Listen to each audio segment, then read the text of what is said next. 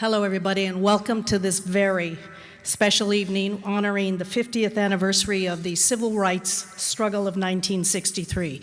This is part of the Barbara Lee and Elihu Harris lecture series. Promises to be a fabulous evening. On behalf of the Martin Luther King Jr. Freedom Center, we welcome you. The students and staff of the Freedom Center welcome our distinguished guests. We are grateful to collaborate with Merritt College, our partner in producing the Barbara Lee and Elihu Harris lecture series. We also acknowledge our peers, the schools and youth organizations that work hard to assist youth in becoming the women and men we are meant to be.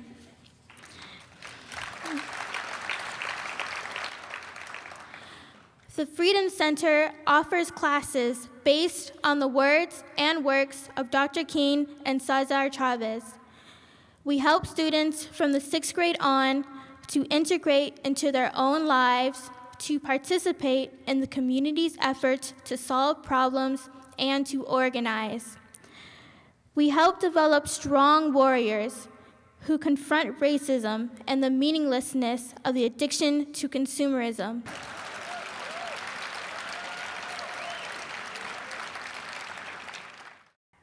Truly, this is a special event for not only Merritt College, but for the Martin Luther King Freedom Center. We are so proud to be able to offer through the Barbara Lee and Elihu Harris lecture series this special opportunity that I think will also be a defining year for us in listening to the 4 remarkable daughters of 5 decades ago, in which history was made and continues to be made, especially here in Alameda County in Oakland, California. To get to the heart of tonight's event, let me call on your Congresswoman since 1998, a woman whose own path to Capitol Hill is strewn with challenges. In 1963, she was a senior in high school in Southern California. Her drive and desire to exceed stalled, but not stopped by single motherhood. Achieving that college degree nonetheless, her activist roots, perhaps molded in the Black Panther movement, birthed right here in Oakland, where she worked in community projects, and then worked on Bobby Seale's mayoral challenge, which whetted her political appetite as she welded her way through the legislative ranks until one day she found herself the only member of Congress voting against the war in Iraq.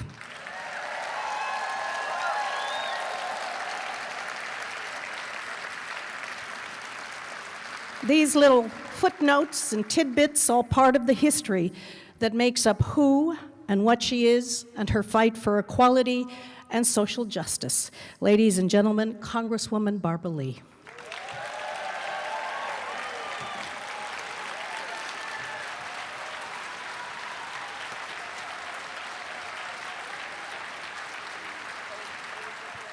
Tonight, we are celebrating, well, really commemorating the 50th anniversary of the Civil Rights Movement, which brought this country one step closer to achieving liberty and justice for all.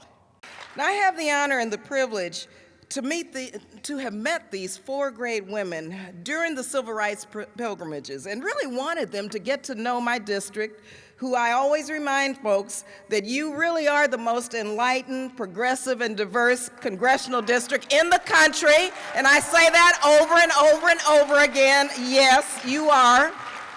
And so I'm so proud of your activism and really continuing to work for peace and justice. And I wanted you to get to know them for their stories of their families during the civil rights movement are so powerful. But yet they continue to stay involved and work to complete the unfinished business in the movement of which there is much. When we look at the increase in poverty, unemployment rates, the lack of investment in public education, the injustices, the supposedly criminal justice system, when we look at the bloated Pentagon budget, when we look at how that budget's taking away the badly needed resources for nation building here at home, when we look at our moral imperative to pass comprehensive immigration reform, there is a lot of work still to do. Lots of work, much work to do.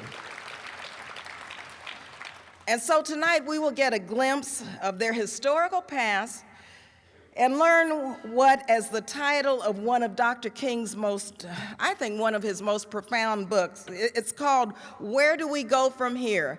Chaos or Community? Thank you for being here tonight. I have had the privilege to get to know all of these tremendous women, and now I would like for you to get to know them. And I would like to remind us all that we are a region which continues to work on so many fronts to reclaim Dr. King's dream for a world free from racism, poverty, and war. So thank you again tonight. God bless you.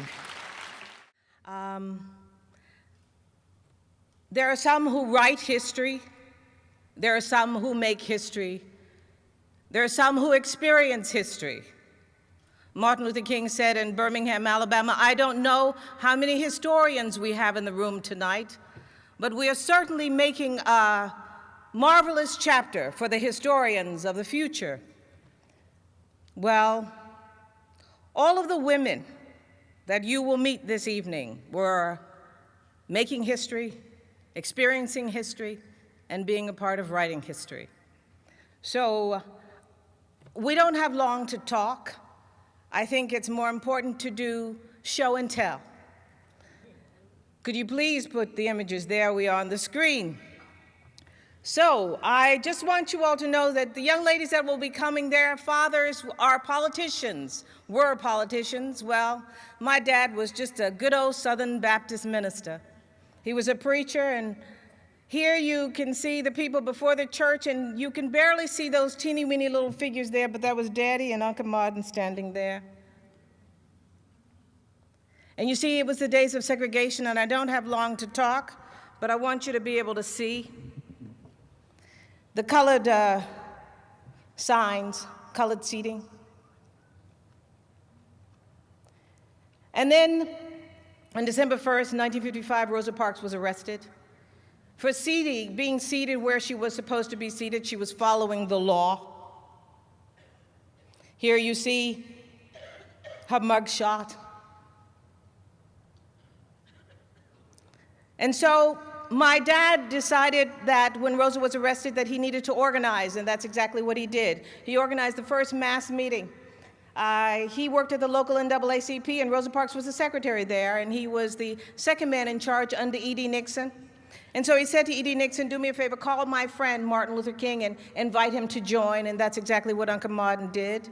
This was my dad's church, and we were so hungry for our freedom because we had endured 244 years of slavery. We'd always been pushed in the back and told that we were less than, told that we were ugly, told that we were dirty, but we knew we were beautiful inside. We just wanted to have that opportunity to show the world. We wanted our equality. This is the earliest picture of Daddy and Uncle Martin, and there they are marching. They're walking to the courthouse because Rosa she's on trial for her arrest on December 5th, and there they are with Bayard Rustin, who came down, and initially the civil rights movement was not going to be nonviolent. It was just going to be a one-day protest, but Bayard came from the Fellowship of Reconciliation, and it became a nonviolent protest because he introduced the idea of nonviolence. And there's Uncle Martin in front of the church because he was a minister. That's what they were. And there they are. You know, it started as a one-day boycott, went for 381 days. And here we are, and they are in front of the cars. That's Daddy, E.D. Nixon, Uncle Martin, and Rosa, cousin Rosa. That's how we called her. There she is. And I'm doing show and tell, so you all bear with me. That's a colored sign. You young people don't know anything about it, but it was the world that I knew when I was growing up. We couldn't go to the public restaurants, and we couldn't go to the public bathrooms. Everything was separate, and so my mother wouldn't let us go. That's my dad. And Daddy and Uncle Martin were arrested. That's my dad's mugshot. That's Uncle Martin as he was arrested, because Daddy was arrested first and then Uncle Martin, and he said, Ralph, please come with me. He was too shy. He didn't want to go by himself, so Daddy went with Uncle Martin to be arrested. And there's Uncle Martin as his first mugshot. And that's Joanne Robinson. You know, women don't get the credit, but Joanne Robinson ran the Women's Political Committee, and she organized the women, and they were doing something because Rosa Parks was not the first but the third woman to be arrested. And she decided we were going to have that mass boycott starting December 5th. And there they are at the Highlander Library learning nonviolence. And that white man, that tall white man that you see, that's Pete Seeger. You know, he pinned together those beautiful words we're going to sing later, We Shall Overcome. And that's Karis Horton, whose father, Miles Horton, ran the Highlander Folk School, where they learned nonviolence. There they are on the bus. And that white man that you see right there, that's Glenn Smiley. He's the man who taught Daddy and Uncle Martin the principles of nonviolence. And I want you to know that he did it. Bayet came down, but Bayet left, but Glenn was the one who taught. And whenever people see Uncle Martin with a white man, know that that white man was Glenn Smiley. And here they are again on that bus after that successful 381-day boycott. That's my parents' home that was bombed. And Mark Kennedy, the husband of Peggy Wallace Kennedy, they were telling me about this place, my home, that has become this museum, this birth home. Well, my mother was pregnant with me that evening. She got up. She said an angel awakened her, and she left the living room and went into the bedroom, and 15 minutes later, the bomb exploded. When I would be born that August, I would come out of my mother's womb shaking, and invariably when I'm in a stressful situation, my hands start to quiver and shake, and there's nothing I can do. It's the trauma that we carry with us from those situations.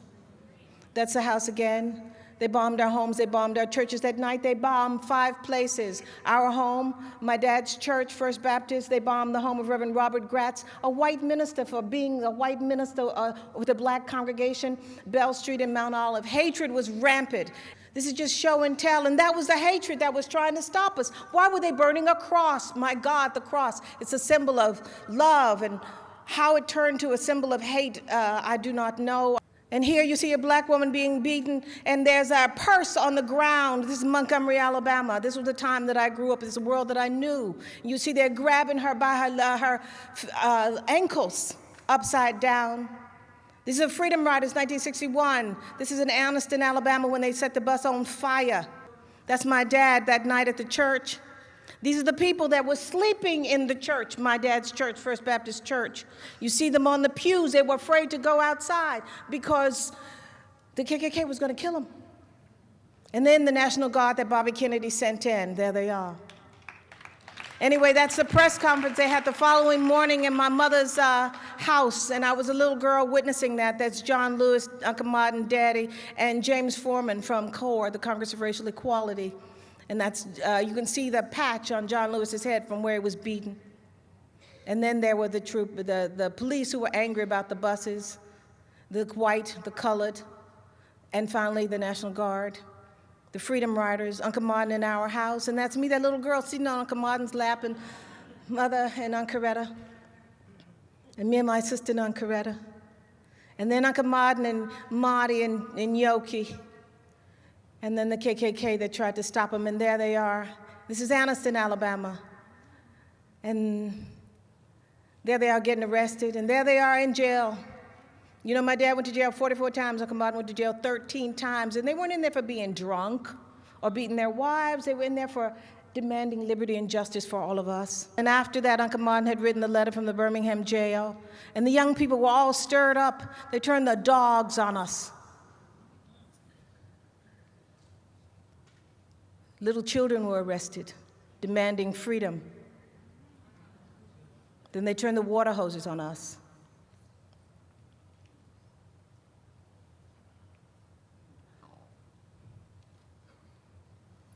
I think I should let you just pictures speak for themselves.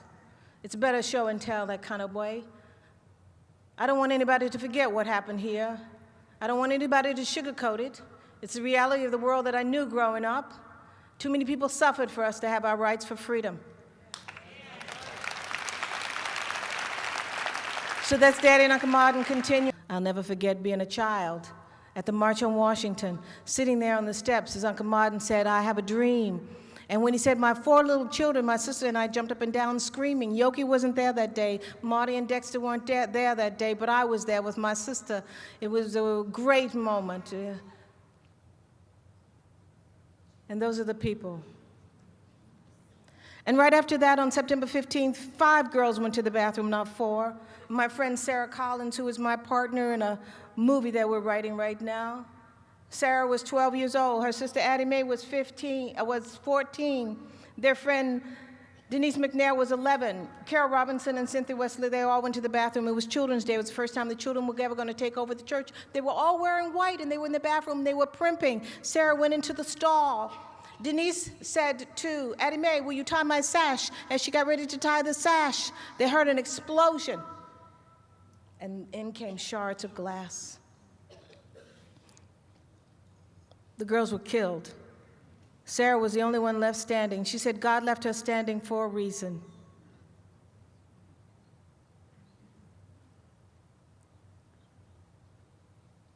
I just want you to see. There they are. Because they died, that's my friend Sarah who survived. You know, everybody gives the girls and remembers the girls, but nobody remembers my friend Sarah. I want you to remember Sarah. And Jimmy Lee Jackson was killed for a night march, and because he was killed, they decided to have a march, and that's exactly what they did. Jose Williams and John Lewis. And as they crossed that Edmund Pettus Bridge, they were met by angry policemen. And you can see how they're being trampled. I don't want to tell you about it. I want you to see what happened. They met them on horseback. It was devastating. So Daddy and Uncle Martin came together and tried to figure out what to do. That night they killed Reverend James Reeb as well, a white minister, for being involved. They're marching again. That's for Reverend James Reeb, an Episcopal priest, and that's Daddy and Uncle Martin. My dad's praying. And then they tried to cross the Edmund Pettus Bridge a second time. And they weren't allowed. They trampled the young white children and the young white students. Here we finally got that chance to march. It was incredible, 55 miles from Selma to Montgomery. But there were people that were angry and hateful. And I was there along that march. And there, you'll be able to see, is that you, Lucy, that little girl right there? That's Lucy. You see her standing behind her father's head as he's signing the Voting Rights Act. And Daddy and Uncle Martin are waiting. And that young woman all the way to the right is Vivian Malone, who Peggy's father was trying to stop from integrating the University of Alabama. And then they shook hands, and it was done, and we got the right to vote.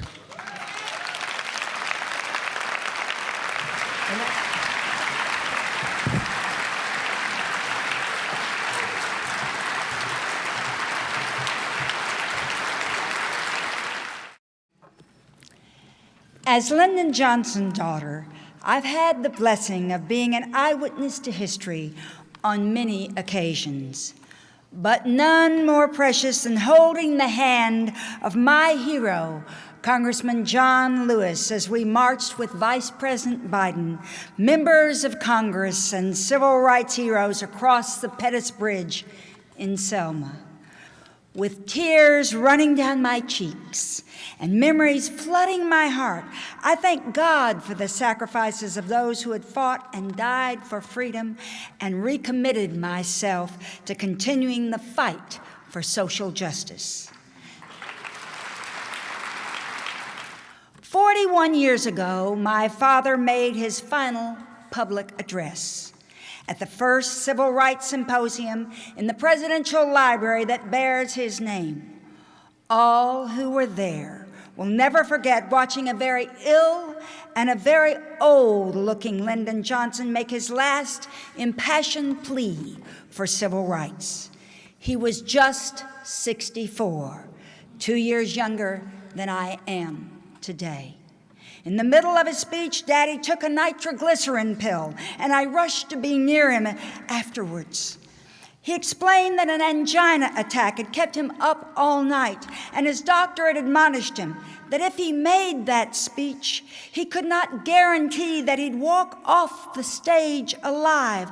I asked my father why on earth had he come under those circumstances, and Daddy shook his head in bewilderment that his own child didn't get the obvious lesson and said, "Because, my child, if I had died, I would have gone dying for what I lived for. What more could any man want?"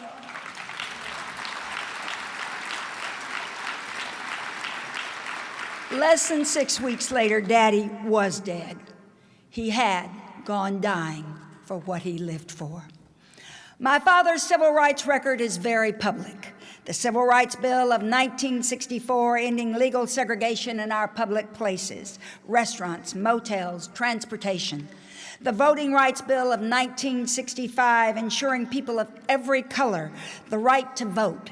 The 1965 Fair Housing Act, ensuring the right to buy a home in any neighborhood, regardless of race, religion, ethnicity. And the 1968 Immigration Act, ending ethnic and racial immigration quotas.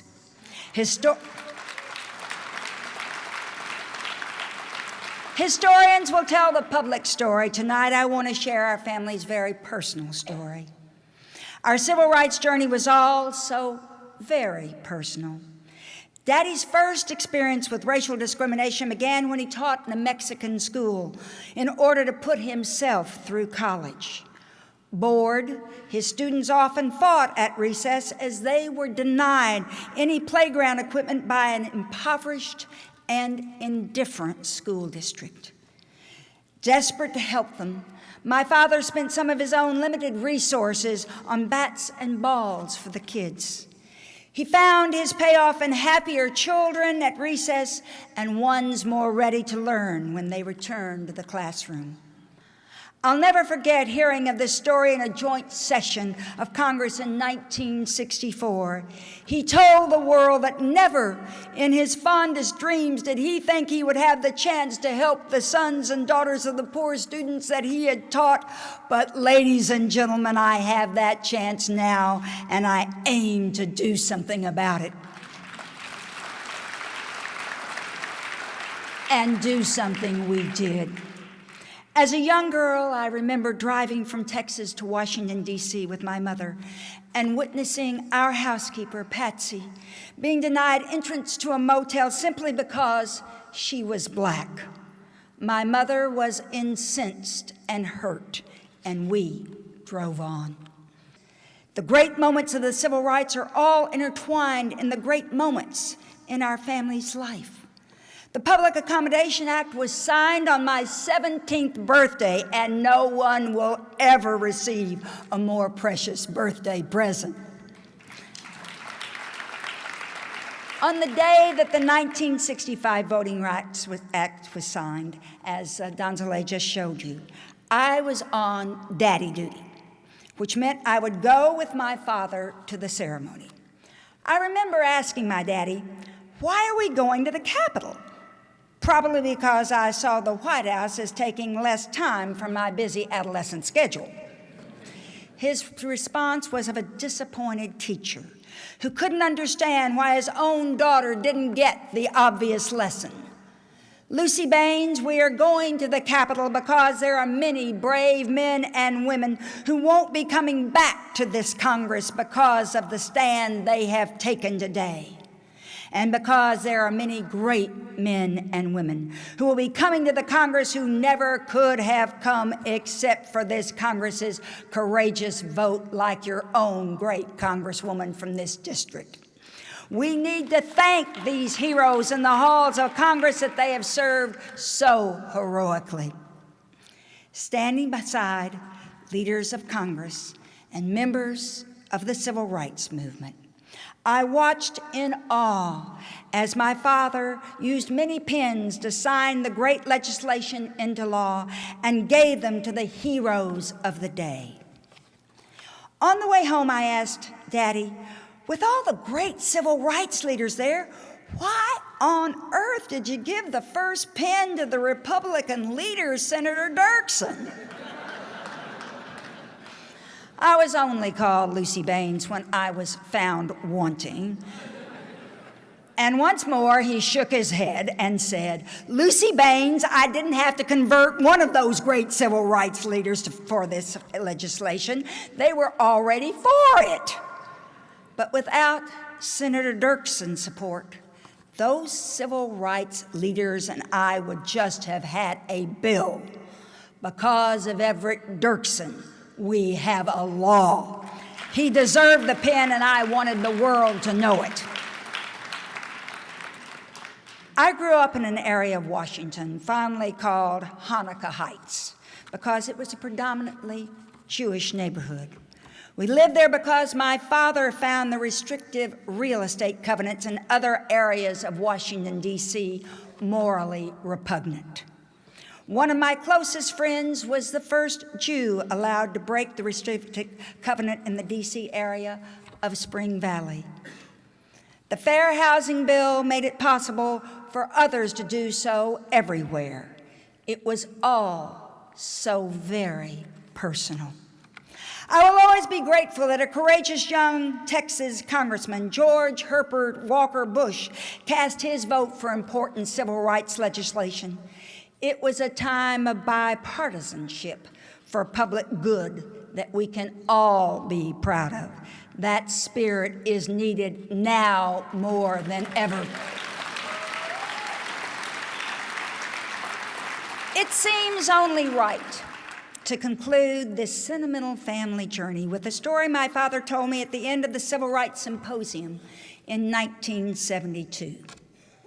A little old lady from the Temperance Union approached Prime Minister Winston Churchill after the war, accusing him of drinking enough alcohol during the war to fill an entire room up to here, chastising him for his example and challenging him to reform. Churchill looked on with a certain amount of satisfaction and amusement. And instead of raising his temper, he was reported to have replied, "My dear, dear lady, so little have I done, so much I have yet to do." Then Daddy went on to say, "Let no one delude himself that our work is done. We have proved that great progress is possible. We know how much still remains to be done. And if our efforts continue, and if our will is strong, and if our hearts are right, and if courage remains our constant companion, then, my fellow Americans, I am confident we shall overcome."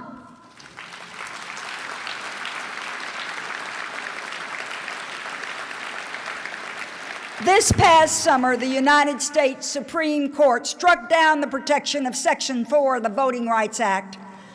I cried.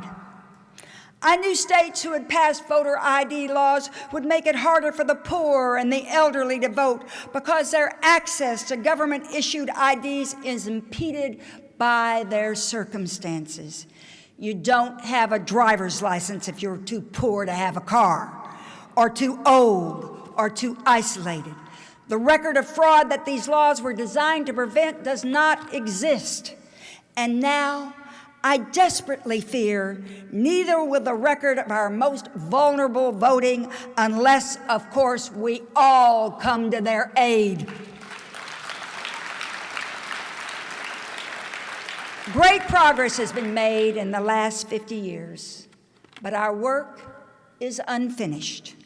For until there is equality in our schools, until there is equality in our justice system, until there is equality in our purchasing power, and until there is equality in our health care, emancipation will only be a proclamation, but not a fact.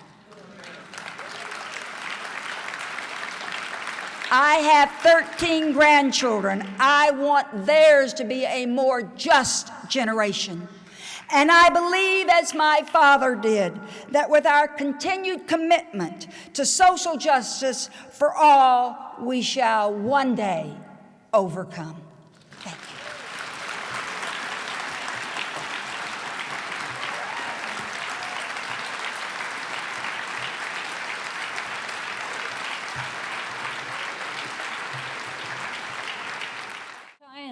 so happy to be here with all of you this evening, and especially with Barbara Lee, who is one of my personal heroes. We are so blessed to have you in our midst and as our leader and in Washington, and now as President Obama's special representative to the United Nations. Thank you, Barbara Lee, for all you do. As you heard, I work in international human rights. People ask how I became involved in human rights, and well, if you have 7 brothers, you appreciate human rights at a very young age. My earliest memories are when my father was the Attorney General at the height of the Civil Rights Movement, and my parents really didn't separate their home life from their work life. So my mother would take 6 or 7 of us and a couple of dogs and a football and bring us down to the Justice Department, and we would run around and see my dad. And then our favorite thing to do was to go in the tunnel underneath the Justice Department over to the FBI building to watch the sharpshooters at practice. Now, the head of the FBI at that time was J. Edgar Hoover, and he was a man not known for his love of children or his sense of humor. And now, this is the weird part about this story, which is that in the bottom of the FBI building, there was a suggestion box. How about that? Anyway, one day, my mother took out her telltale red pen and wrote a suggestion, put that into the box. And then as she was gathering up the kids and the football and the dogs and bringing us back to my father's office, which took her a few minutes, a very astute FBI agent went and took that suggestion out of the box and brought it up to J. Edgar Hoover, who read it and then had it immediately sent to Daddy. And so when we were walking back into Daddy's office, he was opening the suggestion. And the suggestion was, get a new director. So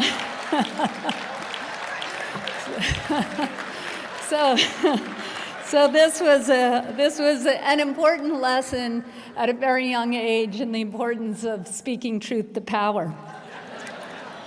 On another visit to Daddy's office, he wrote me a letter, and I still have that letter on my wall at my home, and it says, "Dear Kerry, today was a historic day, not only because of your visit, but because 2 African Americans were allowed to register at the University of Alabama over the objections of the governor.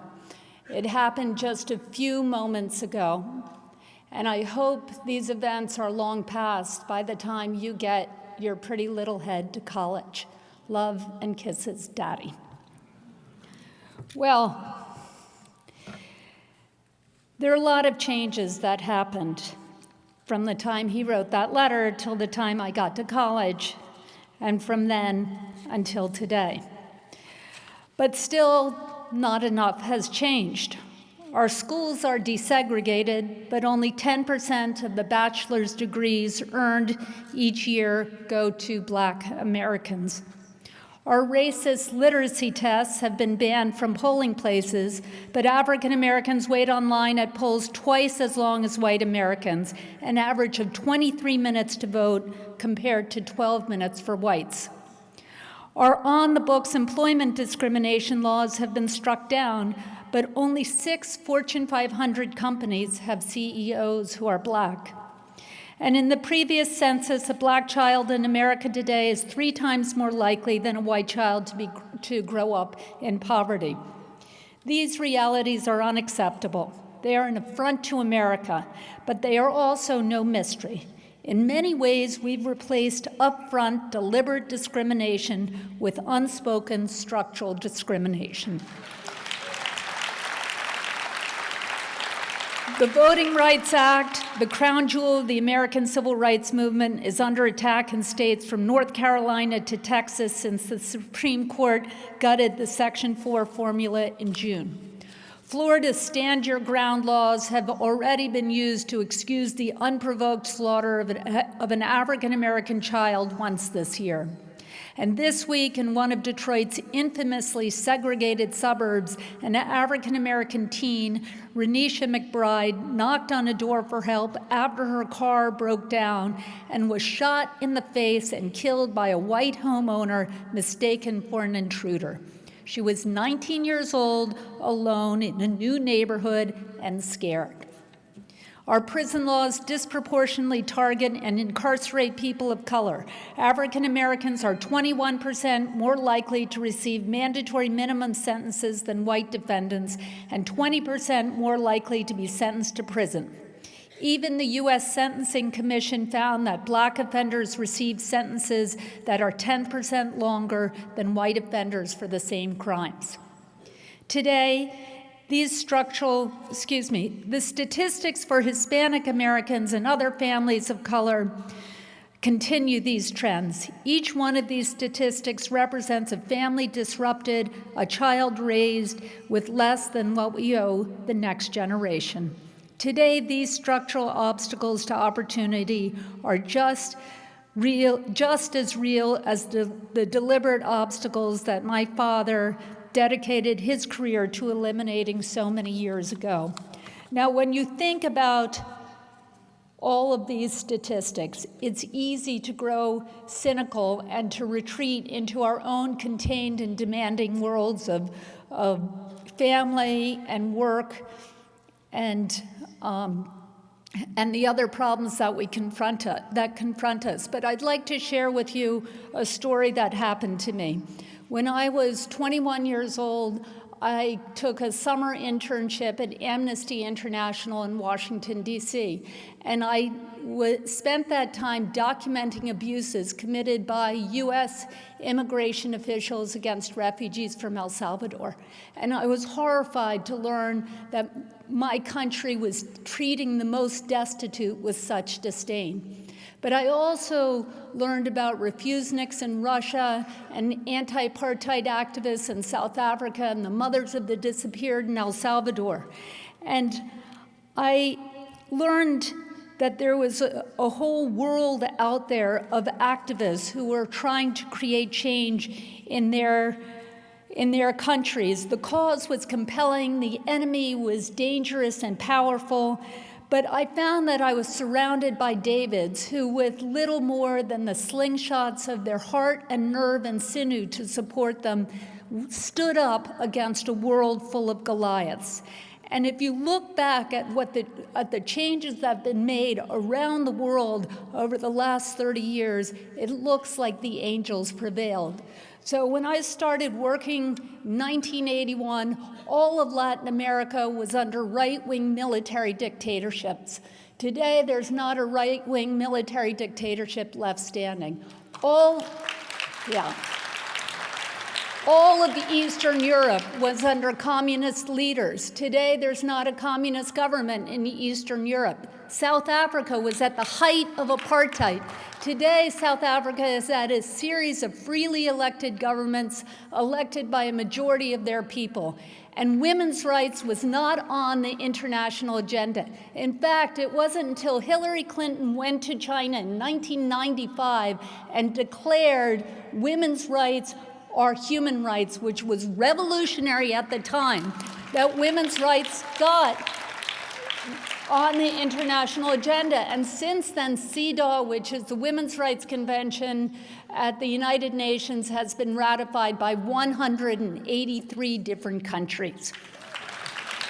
Now, how did those changes take place? None of those changes took place because governments wanted them to. In fact, governments tried to stop them. And they didn't take place because armies wanted them to. In fact, great armies tried to stop them. And they didn't take place because huge multinational corporations wanted them to. In fact, multinational corporations wanted to stop them. They took place because small groups of determined people, as Margaret Mead said, harnessed the dream of freedom and made it come true. And they band together and they said, what's going on is wrong, and we're going to create change. So I just want to leave you with this. We're here tonight listening to these incredible stories of the civil rights movement. And that's important because it's part of our history, but it's really part of our present and part of our future. And what we need to learn tonight is how you create change. How do you create structural change in our community, in our country, and our world? And that's the lessons we all have to walk out of here with, that each of us has a role to play, that each of us can work together to create change, and that's how our world is going to get better. Thank you very much. Thank you. Thank you. I was born in 1950 in the small rural town of Clayton, Alabama, to George and Lurleen Burns Wallace, at a time when racial segregation was a cultural norm throughout the South. I was 13 years old when my father proclaimed, "Segregation now, segregation tomorrow, segregation forever," in his inaugural address in January of 1963, after being sworn in as governor of Alabama. Those 6 words would become a permanent commentary on the character of Governor George Wallace and an inescapable burden for his children.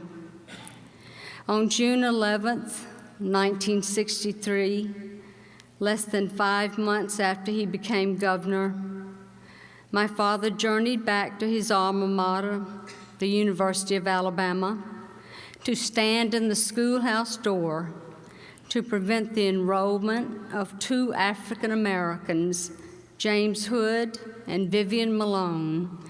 It would yet become another defining moment in the character of George Wallace. My memories of June 11th, 1963, were very different from what anyone could imagine. I was with my mother at a wood-frame cabin set deep in a slough of Lake Martin, Alabama, a place that offered Lurleen Burns Wallace comfort of how her life used to be alongside a rutted dirt road deep in the heart of Tuscaloosa County, simple, unobstructed, and safe, a sense of peace that comes with escape. My feet dangle from the wooden seat of a makeshift swing laying low under the bough of an old oak tree. There was an unseen intruder on that day, a taut wire that seemed to tug my mother up and down a small wooden pier jutting into the water, pulling one hand through her coarse mane of thick brown hair while coursing a cigarette in the other. Her security detail of one had grown to a cadre of uniformed state troopers. She stood alone and bereft. Where had I heard this wind before, changed like this to a deeper roar? What would it take my standing there for, holding open a restive door, looking downhill to a frothy shore? Summer was past and the day was past. Somber clouds in the west were massed. It was the day that my father stood in the schoolhouse door. I was 13 years old. My mother was 36. That day was the end of Lurleen Wallace's hope for a simpler life, for it was the beginning of our living beneath the shadow of the schoolhouse door.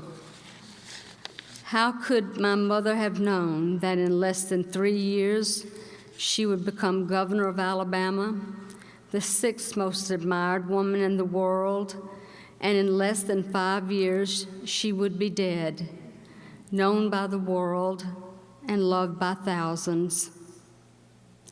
The images captured on June 11th, 1963 in Tuscaloosa, Alabama, will forever remind us of the confrontation between George Wallace and Nicholas Katzenbach, and the grace that Vivian Malone and James Hood demonstrated as they walked among angry crowds. But there are no photographs of a 13-year-old girl sitting on a swing under an old oak tree, watching her mother standing alone under the blaze of a summer sun. From that moment on, and for many years to come thereafter, my life, my politics, and my spirit were measured by that of my father as a mere reflection of Governor George C. Wallace. In 1972, my father was paralyzed in an assassination attempt in Laurel, Maryland. From that day on, he began his own journey on the road to Jericho. As the world focused on the events of May 15, 1972, and as he lay near death at Holy Cross Hospital, I witnessed the power of forgiveness in the eyes of Congresswoman Shirley Chisholm and Ethel Kennedy as they stood by his bed and offered prayers of hope for his life. It was a lesson to me about the rising above of the human spirit, a moment that would one day inspire me to rise, to stand, and to find that promise of forgiveness in my heart. History tells of my father's journey to understanding through suffering as a result of his paralysis, of his deep sense of caring for people, for his acts of kindness to the downtrodden, and his changed heart. But still, there will always be the asterisk of the defiant George Wallace of the 1960s that will forever define and denote the character of my father. As I grew older and married and had children, I began to see myself separate and apart with a worldview of my own. In 1996, my husband and I took our then 8-year-old son, Burns, to Atlanta to visit the Martin Luther King National Historic Site. As we moved through the exhibits, we turned a corner only to face the visual images of the Edmund Pettus Bridge in Selma, fire hoses in Birmingham, and a defiant George Wallace standing in the schoolhouse door. Burns stood silent for a long pause, and a look of sadness came over his face. He turned to me and asked, "Why did Pawpaw do those things to other people?" I realized that at that moment I was at a crossroad in my life and the life of my son. It was the first step in my journey of building a legacy of my own. I knelt down beside my son. I drew him close and said, "Pawpaw never told me why he did those things, but I know that he was wrong. So maybe it would just have to be up to me and you to help make things right."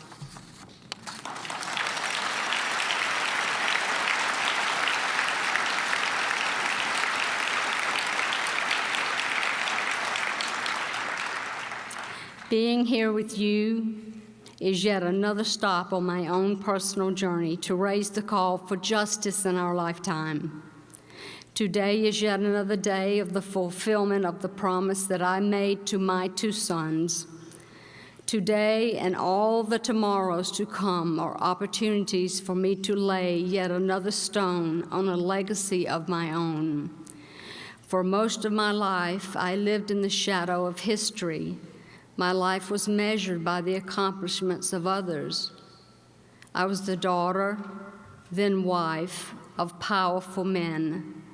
My life was measured by their success and not by my own. And then I came to understand the inherent power in each of us and the opportunity for change that my life story could bring to daughters and wives when they can see themselves separate and apart and be able to stand and speak because their life has worth and their voices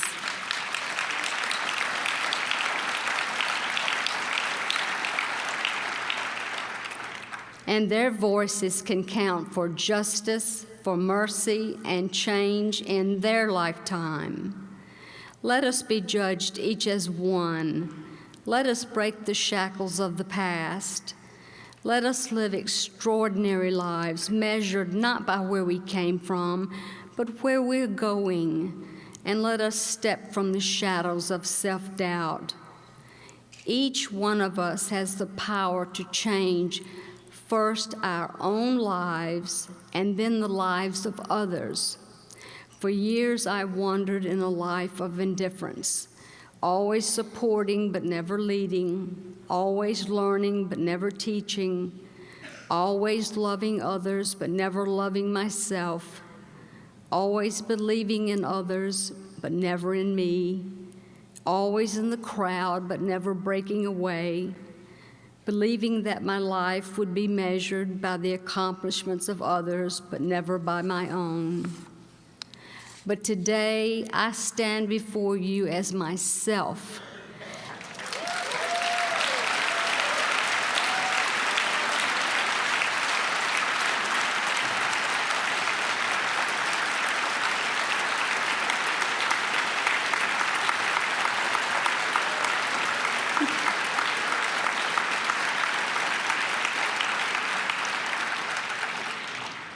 And I ask you to proclaim a victory for yourself and to stand and speak with your own voice and love with your own heart, to believe that you have the power to change your world. Rise to proclaim that for too many Americans, the schoolhouse door of opportunity, equality, and freedom remains closed. Rise not just to remember how far we have come, but to commit to the struggle that lies ahead. There may be no more stands in the schoolhouse door, but the underbelly of discrimination still lies like a pall over America.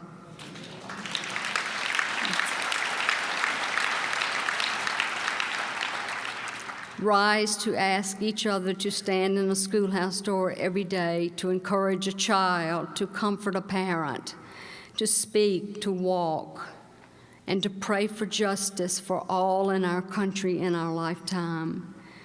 And rise to be better, not bitter. Stand your ground, reach for a higher star, stand firm when all others fade away. Be courageous and proclaim a victory of your own. Rise up for yourself and for your dignity, so that one day your children and your grandchildren can say that your life had not been lived in vain. Thank you.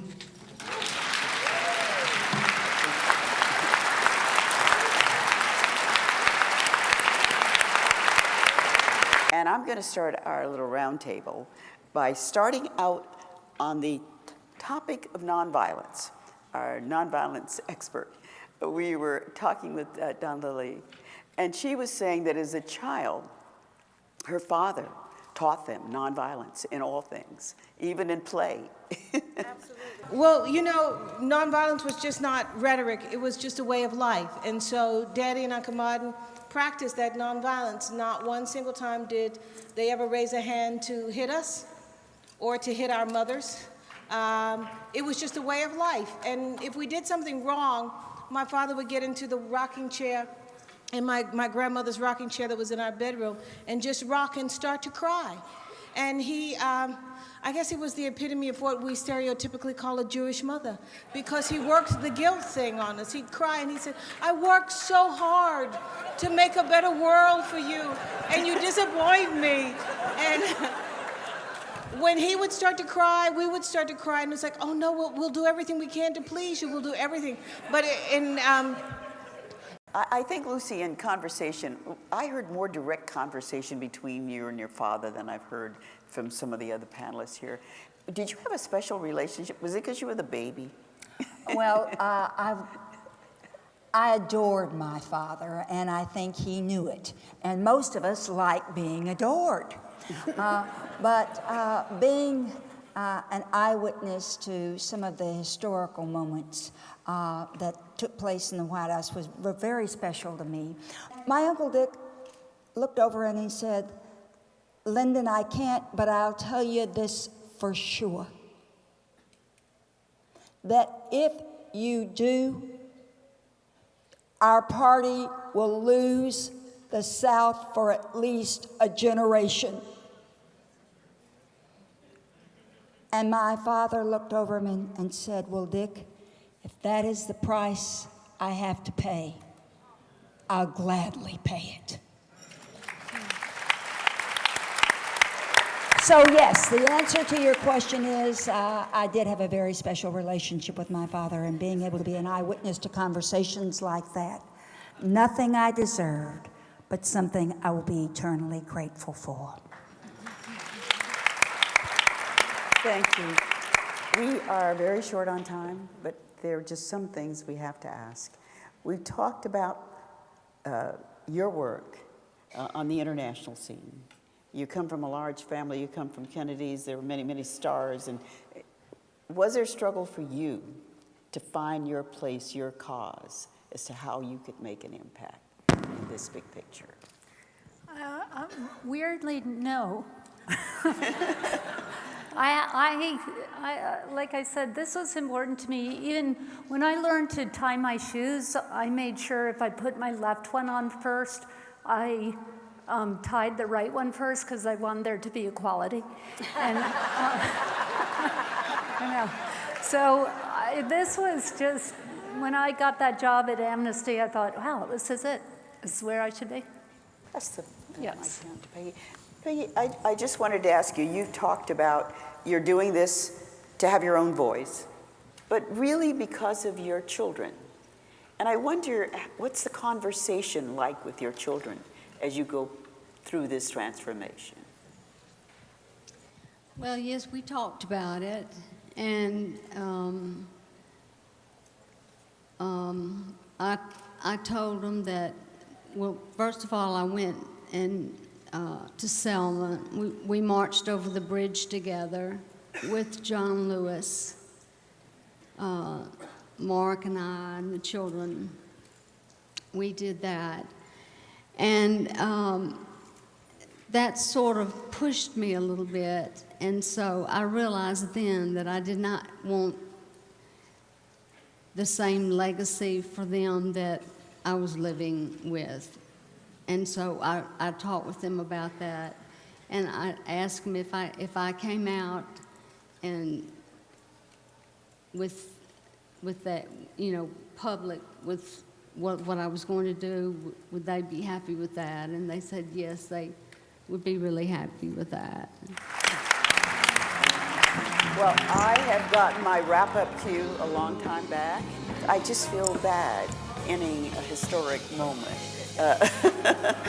Even for another minute or two to talk with